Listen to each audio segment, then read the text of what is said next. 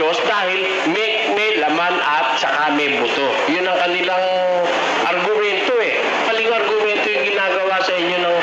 Alam mo mga pastor nyo, ang natutunan sa Biblia yung ibabaw. Yung ilalim di nila nakuha.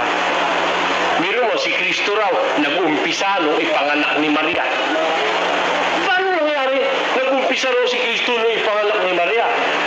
Eh samantalang hindi pa nga ginagawa ang mundo, nandun na yung anak ng Diyos.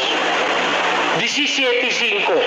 17:3 yung tinanong mo sa akin, ano? O, ikoma natin sa 5. At ngayon, Ama, luwalhatiin mo ako sa iyo rin ng kaluwalhati ang Aking tinamo sa iyo, bago ang sanlibutan ay naging gayon. Tamo? Luwalhatiin mo ako sa iyo